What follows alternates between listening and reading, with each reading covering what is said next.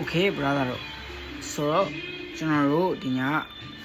ပြောကြလေးရှိတယ်ပေါ့နော်ကျွန်တော်ပြောကြလေးရှိတယ်ကျွန်တော်မှန်ကန်တော့ကျွန်တော်အင်္ဂလန်နဲ့ကျွန်တော်တို့နော်ဝေးပွဲကိုကျွန်တော် Telegram မှာပဲရိုးလေးပဲကျွန်တော် preview ရေးဖို့ကျွန်တော်တွေးထားတယ်ပေါ့နော်ဒါပေမဲ့ကြိုးစရာတွေကနည်းနည်းများနေတယ်အဲ့တော့ preview ကလည်းတော်တော်ရှည်သွားမယ်ဆိုတော့အဆင်မပြေတော့ဘူးတင်ဖို့အဲ့ကြောင့်မလို့ကျွန်တော်ဒီ YouTube မှာပဲ video အနေနဲ့ပဲတင်လိုက်တော့မယ်ပေါ့နော်ဆိုတော့ဟုတ်ပြီအင်္ဂလန်ကဟိုလက်ရှိ level အရှုံးပေးထားတယ်350ပေါင်းကိုပေါင်းကြီးပေးထားတယ်ပေါ့နော်ဆိုတော့ဟုတ်ပြီကျွန်တော်နော်ဝေးကိုကြည့်ရမယ်ဆိုလို့ရှိရင်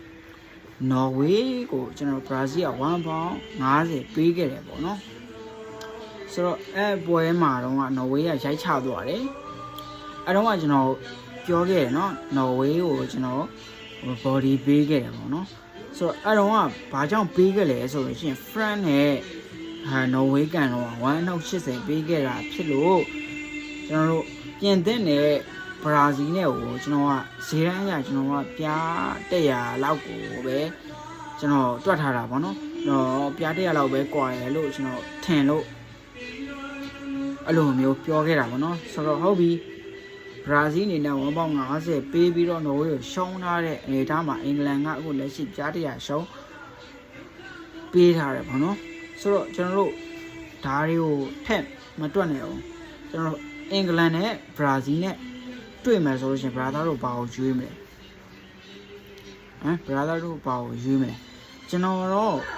ဒီနှစ်သင်းကဘာမှမကွာဘူးလို့ကျွန်တော်ထင်တယ်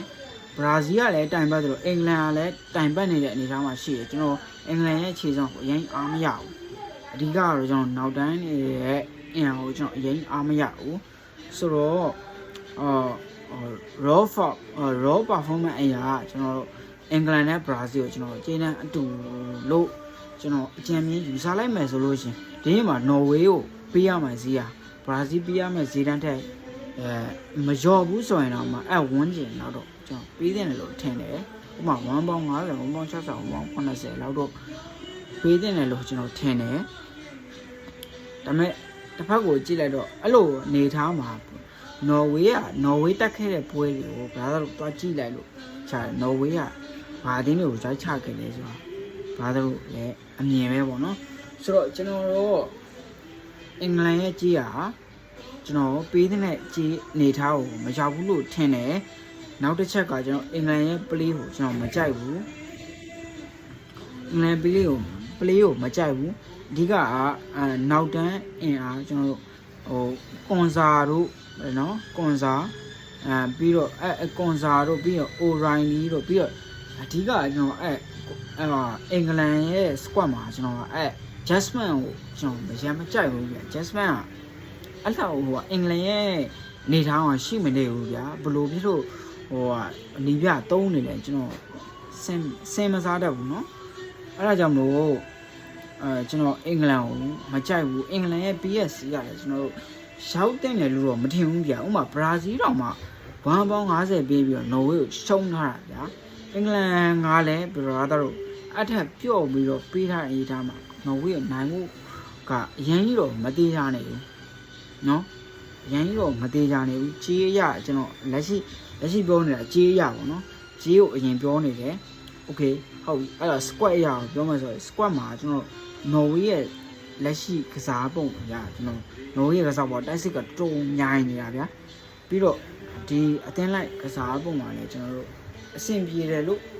ပြောလို့ရတဲ့အနေအထားမှာရှိရပေါ့နော်ဆိုတော့ဒီအနေအထားမှာအင်္ဂလန်ကအရင်တော့